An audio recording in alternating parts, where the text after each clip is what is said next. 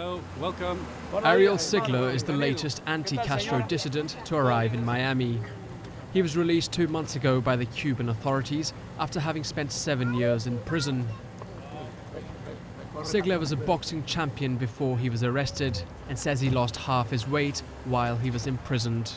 He claims he became paraplegic after being given an injection in jail.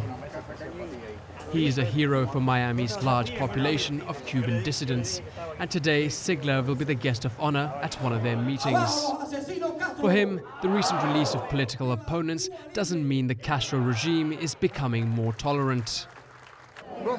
It's not a goodwill gesture from Castro, it's just a trick meant to fool the international community into believing things are changing on the island.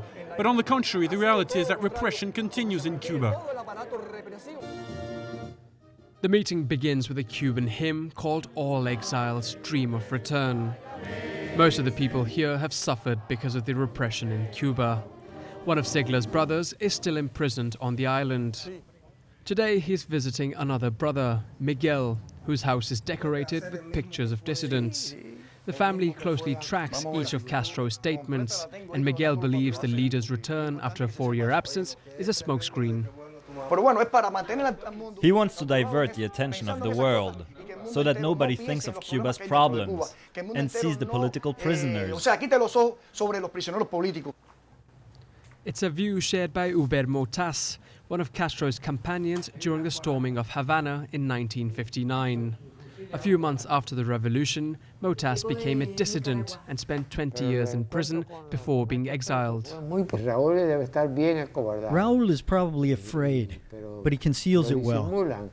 The Castro brothers rely on repressive tactics, on the security service, and thousands of state agents. They just want to extend their rule for a few more years. That's one explanation given for the recent dismissal of 500,000 civil servants in Cuba.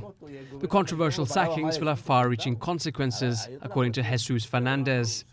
In his weekly radio broadcast from Miami, FERNANDEZ analyzes political developments in his homeland. It's the exiles who will pay for these reforms. The Cuban people are already calling us to ask for money. And the second consequence, the more severe one, will be the large scale of migration it will generate. People are either going to leave or ask us for help.